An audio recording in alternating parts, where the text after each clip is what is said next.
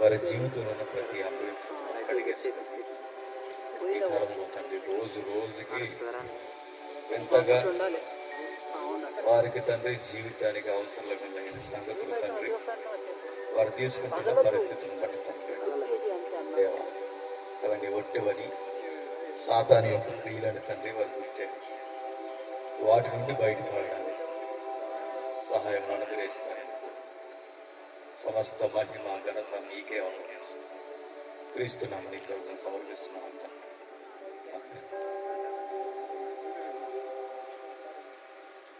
దేవుని పిల్లలైన మీ అందరికీ క్రీస్తున్నాం శుభములు. నా వాయిస్ చివరి వరకు వినబడుతుందా? చివరి వరకు వెరీ గుడ్. కొన్ని నిలువైన సంగతులు మనం నేర్చుకుందాం. కాలం సర్వేగముగా పరిగెడుతుంది. సమాజం అభివృద్ధుల వైపు రోజు రోజుకి అడుగులు వేస్తుంది. విద్యా వ్యవస్థలో రోజు రోజుకి కొత్త పునాదులు వేసుకుంటున్నారు. వైద్యం రోజు రోజుకి అభివృద్ధి పొందుతుంది. ధనం, అధికారం, ఫ్యాషన్ అన్నీ పెరుగుతున్నాయి. కానీ దాని వెనకే విలువలు పడిపోతుంది. బాగా వినాలి.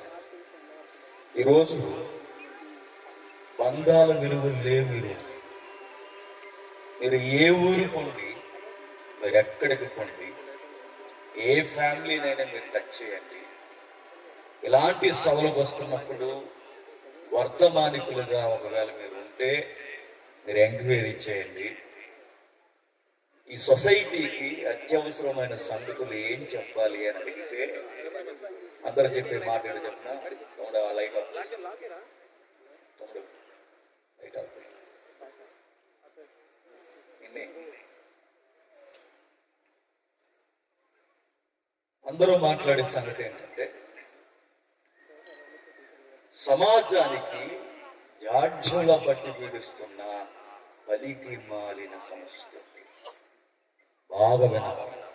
మోమాటం లేకుండా చెప్పి వెళ్ళిపోతాను. ఈరోజు ఎక్కడంటే సుమారు 600 కిలోమీటర్ల దాటి మేము ఇక్కడికి వచ్చాం. కాలయాపన చేయడానికి కాదు, కబుర్లు చెప్పడానికి కాదు, కథలు అసలు చెప్పడానికి కాదు. మా జీవితానికి దేవునికి అడ్డొస్తున్న కొన్ని అసహ్యమైన కార్యాలు వాడిని ఒప్పుకునే ప్రయత్నం చేద్దాం. ఈరోజు సొసైటీలో జరుగుతున్న పరిస్థితుల్ని ఎద్దేవా చేస్తుంది. సమాజంలో జరుగుతున్న పరిస్థితుల్ని బైబిల్ చేత తొలిసి మాట్లాడే బోధకులు లేరు. ఈరోజు సభలైనా బోధనైనా ఏదైనా ఏదో సినిమా షూటింగ్ లాగో తమ్ముడు ఇది ఆప్ చేయండి. ఇవంతా డిస్టర్బెన్స్ అవుతాయి కదా, ఇది ఆప్ చేయండి. శ్రద్ధగా వాక్యం వినండి అందరూ. ఆ ఉద్యోగానికి సెలవు దొరకకపోయినా వచ్చాను. కొంచెం వాక్యం వినండి. నేను ఉద్యోగం అనుకుంటున్నారేమో. పోలీస్ డిపార్ట్మెంట్లో మన వరకు క్రైమ్లో చేసేవాడిని, ఇప్పుడు స్పెషల్ బ్రాంచ్లో చేస్తున్నా. నాకు లీవ్ దొరకకపోయినా అందులో ప్రార్థన, మా ప్రార్థన దేవుడు విని ఈరోజు మేము ముందుకు వచ్చాం. కేవలం వాక్యం చెప్పి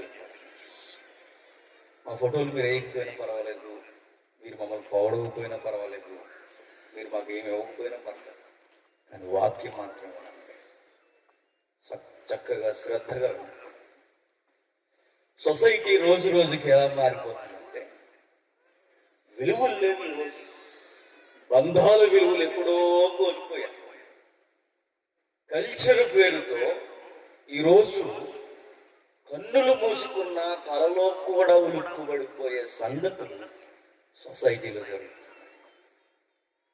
ఇటు వాటిని గురించి మాట్లాడే వారు కరువైపోయారు. ఈరోజు ఇలా మాట్లాడితే పబ్లిక్ ఏమనుకుంటారో అనుకునేవారు కొందరైతే, ఇలాంటి మాటలు చెప్పినందుకు వాక్యాన్ని తలకెక్కించుకోవడానికి బదులు వారి బుర్ర తిరిగిన స్వభావంతో దేవుణ్ణి ఎక్కిరించి వెళ్ళిపోయే దుష్ట సమాజం. ఇలాంటి సమాజానికి పట్టణం అని లేదు, పల్లె అని లేదు, గ్రామం అని లేదు, ఏజెన్సీ అని లేదు. ప్రతి ఏరియాలో జరుగుతున్నవి ఘోరాతి ఘోరమైన ఒకరోజు సంస్కృతి అర్బన్ సిటీస్ లో పాడైందని వినేవారు. ఈరోజు గ్రామీణ గ్రౌండ్ లెవెల్ కూడా వచ్చేసింది నీచమైన సంస్కృతి. దాని గురించి మాట్లాడాలి. ఈరోజు వింత ఏంటో చెప్పనా, చొక్కా వేసుకుని తీసేసినంత ఈజీగా తప్పు చేయడం అలవాటు అయిపోయింది మనిషికి. ఈరోజు స్నానం చేసినంత ఈజీగా ఈరోజు అక్రమ మార్గాలు తైతక్కలాడుతూ తప్పటడుగులు వేయడం ఫ్యాషన్ అయిపోయింది. ఈరోజు చూడండి, చర్చిలకు పోండి, క్రైస్తవ యవనస్తులు క్రైస్తవుల్లో లేదు. ఈరోజు చర్చిలో చూడండి, సుదీర్ఘమైన కాలం నడుస్తున్న విశ్వాసుల్లో లేదు. క్రైస్తవ కుటుంబాల్లో లేవు. ఈరోజు బోధనలో లేదు, ఖండించే బోధనే లేదు. ఈరోజు పరిస్థితులు రోజు రోజుకి సొసైటీయే కాదు, చర్చిలో కూడా కల్చర్ మారిపోయింది. చూద్దాం, ఈ పరిస్థితులకి ఏమాత్రం తగ్గట్టుగా ఏమీ తీసుకోక ఆ రోజు పరిస్థితులు కూడా ఇలానే ఉన్నాయి. ఆ రోజు పరిస్థితులు ఇలా ఉన్నప్పుడు బైబిల్ ఎట్టు కొలత అయితే కొలిసిందో ఈ రోజు పరిస్థితులు కూడా అట్టి కొలతతోనే కొలుస్తాం. చూద్దాం ఒకసారి, బైబిల్ ఓపెన్ చేసి మాట్లాడదాం ఒకసారి. మత్తయి సువార్త, అందరూ బైబిల్ ఓపెన్ చేయండి. మత్తయి సువార్త. బైబిల్ లేకుండా ఫ్యాషన్ వచ్చిన బ్యాచ్ కూడా పక్కవారు బైబిల్ చూడండి. సిగ్గు లేకుండా దేవుని సభలకు రావడం, మరీ సిగ్గు, బైబిల్ రాకుండా బైబిల్ తేకుండా సభలకు రావడం, సిగ్గు లేకుండా పక్కవారు బైబిల్ చూడండి. మత్తయి సువార్త 3వ అధ్యాయం, మత్తయి సువార్త 3వ అధ్యాయం 13వ వచనం. ఆ సమయమున యోహాను చేత బాప్తిసం పొందుటకు యేసు గలిలయ యొర్దాను దగ్గర యోహాను యొద్దకు వచ్చిన సందర్భం. ఒక వ్యక్తి ఉన్నాడట, ఆ వ్యక్తి పేరు యోహాను. ఆయన ఎక్కడ పెరిగాడంటే ఒక ఏజెన్సీలో పెరిగాడు. ఒక అడవి ప్రాంతంలో పెరిగాడు. ఆయన ఎలా ఉంటాడంటే, ఎండకు ఎండిపోయి వానకు తడిచిపోయి మాసిన గడ్డంతో ఒక క్రీడాకారుడు ఆకారం ఎలా అయితే వంకులు తిరిగిపోయి ఉంటాదో అలా సేవలో ఒడిదుడుకుల మధ్య ఈ వాతావరణం దెబ్బకి ఆయన శరీరం ఆరిపోయింది. ఆయన ఫ్యాషన్ గా సూట్లు వేసుకోలేదు. ఆయన ఫ్యాషన్ గా స్టైల్ గా పోజు కొట్టే బోధకుడు కాదు. తిండి లేకపోయినా, సొసైటీలో లేకపోయినా, ఈ సమాజానికి దూరంగా, ఈ నీచమైన సంస్కృతికి దూరంగా అడవిలో 30 సంవత్సరాలు పెరిగొచ్చాడు.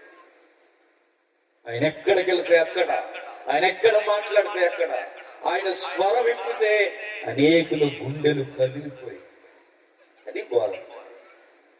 ఆయన పబ్లిక్ దగ్గరికి వెళ్ళడం కాదు, పబ్లిక్ ఆయన ఎదుర్కొంటూ వచ్చారు. ఆయన ఎవరంటే ఒక సెలబ్రిటీ కాదు, ఆయన ఎవరంటే ఒక క్రీడాకారుడు కాదు, మరి ఆయన ఎవరు? ఒక దీన సేవకుడు. అడవిలో ఆయన బోధ చేస్తున్నాడన్న ప్రజలు అడవికి వచ్చేవారట. నది దగ్గర నిలబడ్డాడన్న నది ఒడ్డుకి వచ్చేవారట. నది దగ్గరికి వస్తున్న సమయంలోనే అనేకులు ఆయన స్వరాన్ని వింటున్నప్పుడు ఆయన స్వరాన్ని విని మారు మనసు పొంది. ఒక్క మాటలో చెప్పాలి అంటే, ప్రజలు ఆ రోజు పబ్లిక్ లో యోహానికి ఇచ్చిన సాక్ష్యం ఏంటంటే, ఇది దైవ స్వరమే. సాక్షాత్తు దేవుడు మాట్లాడితే మనిషితో ఆ స్వరం ఎలా ఉంటుందంటే, ఇదిగో ఈ యోహాను లాగే ఉంటుంది. రాజీ పడడు, తగ్గడు, ఎవరేమనుకుంటాడని అస్సలు ఆలోచించడు. చెప్పాలనుకున్నది మొహమాటం లేకుండా చెప్తాడు. ఏం బట్టలు వేసుకోవాలని ఆలోచించుకోడు, ఎలా వెళ్ళాలని ఆలోచించుకోడు. ఎదుటి వారికి ఎట్టి మారు మనసు సంబంధమైన సంగతులు చెప్పాలని ఆలోచిస్తాడే తప్ప, పరిస్థితులు ఎలా ఉన్నా దేవుని వాక్యాన్ని రాజీ పడకుండా చెబుతాడు తప్ప రాయితీలు కోరుకునే మనిషి. అలాంటి సేవకుడు ఆయన బోధ చేస్తుంటే ఇదే పబ్లిక్ అండి. ఆ రోజు వేల మంది ఆయన దగ్గర వచ్చారు. పరుగులు తీసుకుని ఆయన చూస్తే భయపడిపోయేవారు, ఆయన స్వరం వింటే భయపడిపోయేవారు. ఒక్క మాటలో చెప్పాలంటే యోహాను స్వరం అన్నా వాక్యం అన్నా ప్రజలకు భయం. పబ్లిక్ లో ప్రతి ఒక్కరూ భయపడిపోయేవారు యోహాను. ఎందుకంటే ఆయన నీతిమంతుడు, పవిత్రుడు, దేవుని కొరకు అభిషేకింపబడిన వాడు, దేవుని కొరకే చావుకైనా బ్రతుకైనా సిద్ధపడిన అట్టివాడు పరిచయం చేస్తుంటే ఆ రోజు పబ్లిక్ అంతా ఉలిక్కి పడిపోయింది. ఎంతేంటో చెప్పిన పబ్లిక్ అంతా ఆయనకు ఒక పేరుంటారు, సమాజం అంతా ఆయన పరిచర్యకి ఒక అడ్రస్ ఇచ్చారు, ఆయన పరిచర్యకి ఒక పేరుంది. ఆ పేరేంటి చెప్పండి? మన బైబిల్ నేనేం కొత్తదే అడగట్లేదు. యోహాను పరిచర్యకి మీరు బైబిల్ పరిశీలిస్తే పెరిగింది 30 సంవత్సరాల అడవిలో, పరిచర్య చేసింది 2.5 సంవత్సరాలు. కానీ సమకాలీన ప్రపంచాన్ని కుదిపేసే పరిచర్య చేసి, రాజీ పడిన పరిచర్య చేసి, పల్లె ప్రాంతాలు మొదలుకొని పట్టణ ప్రాంతాల వరకు ప్రతి ఒక్కరికి యోహాను వాక్యం గుండె గుబేలు మనిపోయేలా చెప్పారు. ఆయన పరిచర్యకి పబ్లిక్ ఒక పేరెట్టి. ఏం పేరు తెలుసా? బాప్తిస్మం. ఏం పేరట? బాప్తిస్మిచ్చి యోహాను. ఏ యోహానని పబ్లిక్ ఎవరైనా అడిగితే ఆయన పేరుకి అడ్రస్ బాప్తిస్మం. బాప్తిస్మిచ్చి యోహాను. బాప్తిస్మం అంటే ఎదుటి వారికి మారు మనసు కలగజేసడమే ఆయన అడ్రస్. ఎదుటి వ్యక్తులకి మారు మనసు కలగజేసే వ్యక్తే ఆయన వ్యక్తిత్వం అడ్రస్ అయింది. పబ్లిక్ అంతా రోజు ఆయన వాక్యాన్ని వింటున్నప్పుడు భయపడ్డ. వింతేంటంటే పబ్లిక్ అంతా యోహాన్ అంటే భయం, కానీ యోహానికి ఒక రోజు భయం పుట్టింది. అది మనం చదువు. సమాజం అంతా యోహాను చూసి భయపడితే యోహాను మాత్రం ఒకరు చూసి భయపడ్డాడు. ఎవరైనా యేసుక్రీస్తు. ఆయన దగ్గరకు వచ్చేసరికి యోహాను దగ్గర యేసుక్రీస్తు వారు ఎప్పుడైతే వచ్చాడో యోహాను యేసుక్రీస్తుని చూసి భయపడుతున్నాడు. అది వింత. సమాజం లక్షల మంది, వేల మంది ఆ రోజు యోహాను వాక్యాన్ని విని, గవర్నమెంట్ ఎంప్లాయీస్ మొదలుకొని గవర్నర్స్ వరకు, సామాన్యమైన వ్యక్తులు మొదలుకొని సామంతుల వరకు ప్రతి ఒక్కరు యోహానుకు భయపడితే యోహాను ఒక సామాన్యమైన వ్యక్తుల నడిచేస్తున్న యేసుక్రీస్తుని చూసి భయపడిపోయాడు. అది మనం చదువుతున్నాం. 3వ అధ్యాయం 13వ వచనం. ఆ సమయం యోహాను వచ్చాడు బాప్తిసం పొందుట. యేసు గలిలయ యొర్దాను దగ్గర అతని యొద్దకు వచ్చాడు. ఇట్టి యోహాను, నేను నీ చేత బాప్తిసం పొందవలసి ఉండగా నీవు నా యొద్దకు వచ్చుచున్నావా? ఆయనను నివారింపజూసిన సందర్భం జరుగుతుంది చూడండి. మీరు నాకు బాప్తిసం ఇవ్వవలసి ఉండగా నేను మీకు బాప్తిసం, నా పేరు బాప్తిస్మ యోహాను అవ్వచ్చుగాక, నేను ప్రజలకు బాప్తిసం ఇవ్వడంలో దిట్టై ఉండొచ్చుగాక, పబ్లిక్ నన్ను చూసి భయపడొచ్చుగాక, కానీ స్వామి నీకు నేను బాప్తిసం ఇవ్వడే, నువ్వే నాకు బాప్తిసం, నువ్వే నాకు నీటి బాప్తిసం ఉండవలసిన అవసరం ఉండగా నేను నీకు బాప్తిసం ఇవ్వను. యేసుప్రభు అన్నాడు, నీతి యావత్తు ఇలా జరగాల్సి ఉంది, కానీ చెప్పింది చెయ్యి. యేసుక్రీస్తు వారిని ఎప్పుడైతే ఆ మాటలు తాకుడుతో యోహాను చూశాడో యేసుకి శిరస్సు దించాడు. అంత గంభీరమైన బోధకుడు యేసుక్రీస్తు వారి ముందు తలదించేసి. ఎంతేంటంటే అనేక మంది ఆయన చేత బాప్తిసం తీసుకోవడానికి వస్తున్నప్పుడు యేసు క్రీస్తు అన్న సంగతి యోహానికి ఒక సాక్ష్యం. ఆ మాటలు అర్థమవుతున్నాయి. రాబోతున్న మెస్సయ్య ఈయనే, ఈ మెస్సయ్య ఇదిగో ఈ మనుషుల్లో నుండే వస్తాడనడానికి దేవుడు యోహానుకు గుర్తించాడు. ఆ గుర్తు ఏంటంటే వేల మంది నీ దగ్గరికి బాప్తిసం తీసుకోవడానికి వచ్చినప్పుడు ఏ వ్యక్తి మీదకైతే పరిశుద్ధాత్మ పావుర ఆకారములో ఏ వ్యక్తి మీదకైతే దిగుతాడో అతడే మెస్సయ్య. నువ్వెవరి కోసం అయితే ప్రకటించి మారు మనసు ప్రకటిస్తున్నావో ఆ వ్యక్తి రానే వచ్చాడనడానికి నీకు నిలువెత్తు గుర్తు పరిశుద్ధాత్ముడు పావుర ఆకారంలో దిగాడు. ఎప్పుడైతే పావుర ఆకారంలో పరిశుద్ధాత్ముడు యేసుక్రీస్తు మీదకి దిగాడో గజగజ వణిగిపోయాడు. ఇదిగో లోక పాపాలు మోసుకొని పోవు దేవుని గొర్రె పిల్లని సాక్ష్యం ఇచ్చాడు.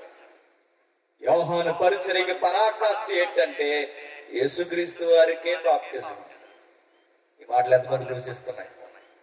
యోహాను పరిచర్యకి తీవ్రత, బెంచ్ మార్కు లేదా ఎవరెస్ట్ అంత ఎత్తులో ఆయన పరిచర్య కొనసాగింది అనడానికి గుర్తు ఏంటంటే యేసుక్రీస్తు వారికే బాప్తిజం ఇవ్వడం. ఎంత భాగ్యం చూడండి.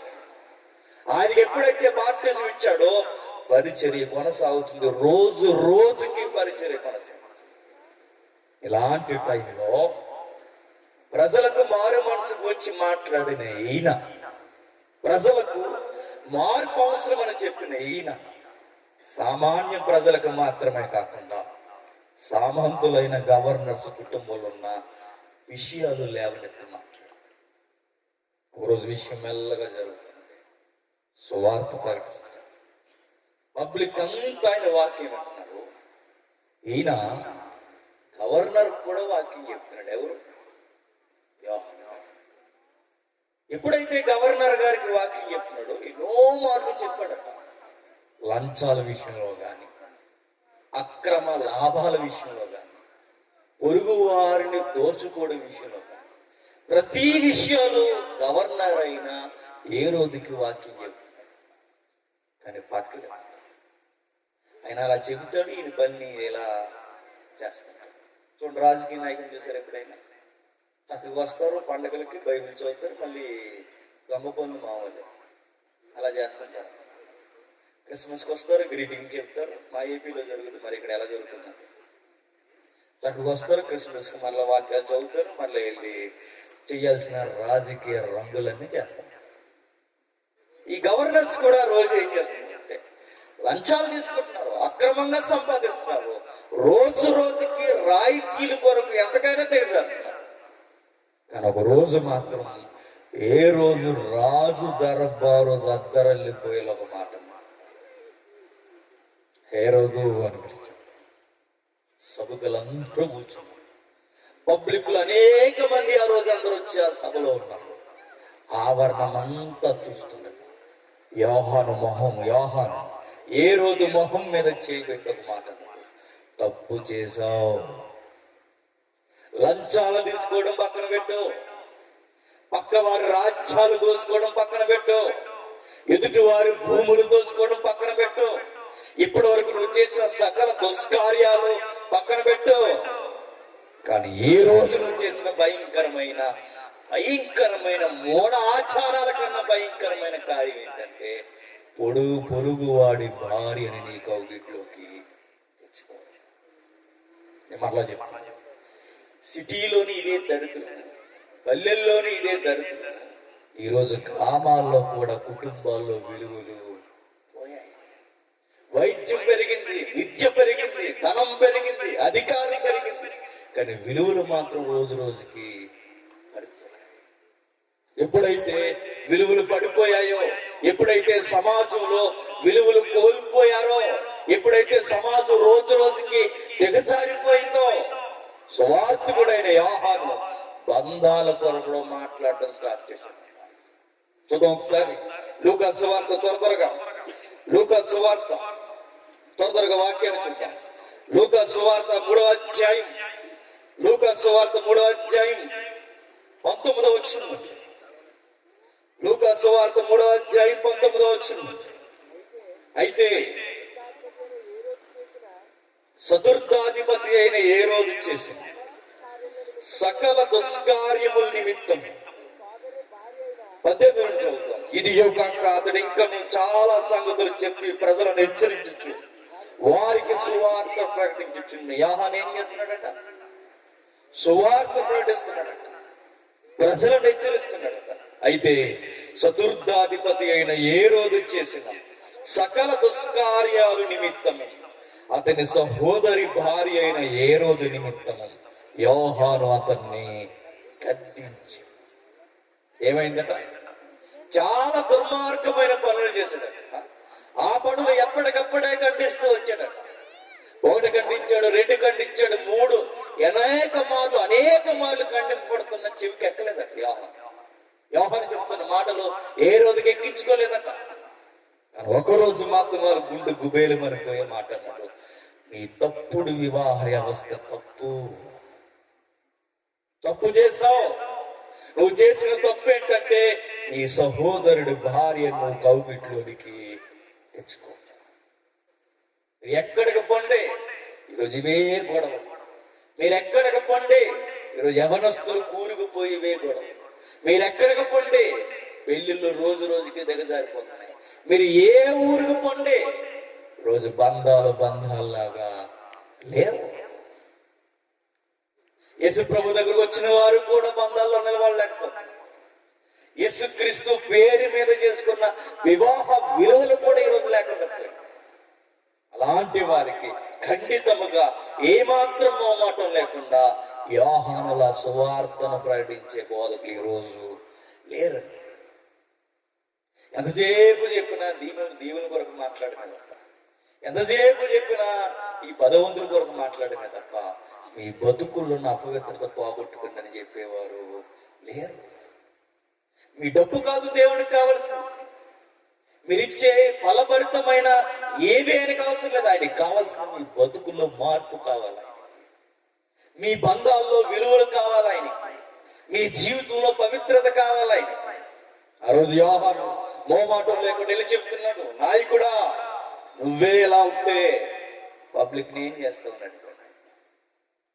సకల దుష్కార్యాలు కూర్చి ఖండించాడు. ఏ రోజు చతుర్థాధిపతి అయిన ఏ రోజు అన్నాడు. సందర్భం తెలియాలంటే కొంచెం చరిత్ర తెలియాలి. యేసుక్రీస్తు వారు పుట్టినప్పుడు ఒక ఏ రోజు ఉంటాడు తెలుసుగా. యేసుక్రీస్తు వారు పుట్టినప్పుడు 2 సంవత్సరాల వయసులో పిల్లలు ఎవరైతే ఉన్నారో వాళ్ళందరినీ చంపేయమని ఒకటి ప్రకటన చేస్తారు. మీరు బైబిల్ చదువుతున్నప్పుడు అపోస్తుల కార్యముల వరకు ఏ రోజులు కనబడుతూనే ఉంటాయి. ఎప్పుడన్నా మీకు క్వశ్చన్ వచ్చిందో లేదో నాకు తెలియదు. యేసుక్రీస్తు వారి దగ్గర ఉన్న ఏ రోజు అనే పదం అపోస్తుల కార్యం వరకు మనకు కనబడుతుంది. ఎంతేంటంటే యేసుక్రీస్తు వారు బతుకున్న కాలంలో ఉన్న ఏ రోజు అపోస్తుల కార్యంలో ఉన్న ఏ రోజు ఒక్కడు. ఏ రోజు అంటే అదొక పదవి. సీఎం, పిఎం, ఎమ్మెల్యే, ఎంపీలు ఎలా అయితే పదవులో అధికారాలు, ఏ రోజు అనేది కూడా ఒక అధికారం అన్నమాట. అయితే మహా ఏ రోజు అని పిలువబడుతున్న ఒక ఏ రోజు ఉండేవాడు యేసుక్రీస్తు వారు పుడుతున్న టైంలో. అతగాడు మహాక్రూరమైన వ్యక్తిత్వం కలిగిన ప్రజల మన్నన కొరకు ఏమైనా చేస్తాడు. బైబిల్ చదువుతున్నప్పుడు యేసుక్రీస్తు ఒక రోజు ఒక మాట అంటాడు. ఏమంటాడంటే, ఈ 46 సంవత్సరాలు కట్టిన దేవాలయాన్ని పడగొట్టండి, మరలా 3 రోజులు ఈ దేవాలయాన్ని నేను కడతాను. ఆ 46 సంవత్సరాలు కట్టిన మందిరం కట్టింది ఎవరు? ఎప్పుడైనా ప్రశ్నించిందా? ఆ 46 సంవత్సరాల ఆ మందిరాన్ని కట్టింది సొలొమోను కాదు. ఆ మందిరాన్ని కట్టింది ఎవరంటే మహాహేరోదు అన్నవాడు కట్టాడు.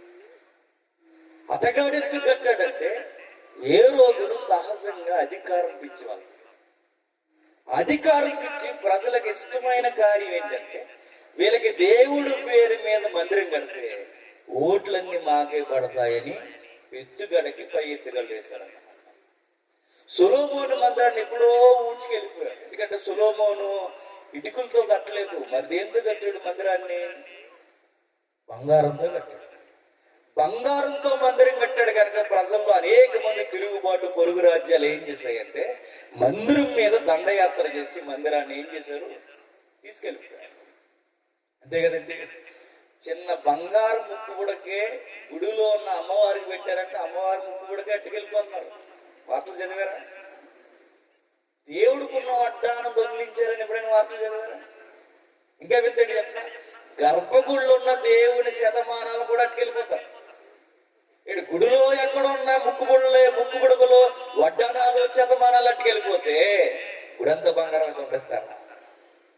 గుడిని కూడా దోసుకెళ్ళిపోయారు. గుడంతా దోసుకెళ్ళిపోయి సొలొమోను వేసిన పునాదులు వదిలేశారు. ఆ పునాదుల మీద ఇశ్రాయేలు మరలా మందిరాన్ని కట్టాలని ఆశతో ఉండేవారు. వాళ్ళు కట్టలేరు, ఎందుకంటే అంత డబ్బు వాళ్ళ దగ్గర లేదు. ఆ టైంలో ఈ రాజకీయ నాయకులైన హేరోదు ఏం చేశాడంటే, మీ మందిరాన్ని నేను కట్టిస్తాడు. అర్థమవుతుందని చెప్పే చరిత్ర. అర్థమవకపోతే ఇంకా అంతే సంగతి లేదు. జక్కీ కొరకు ఇంకా ఎలాంటి కథలు అయితే బాగా అర్థమవుతాయి. ఇది చరిత్రతో ముడిపడిన సంస్కృతికి సంబంధించిన సంగతులు కనుక మనసు పెట్టకపోతే అర్థమవ్వవు. మిమ్మల్ని కవ్వించి నవ్వించి వెళ్ళిపోవచ్చు, కానీ దేవుడు నన్ను అడుగుతాడు. నేను అందుకు రాకూడదు ఇక్కడికి. నేను చెప్పాల్సిన మాటలు మీకు చెప్పి వెళ్ళాల్సిందే.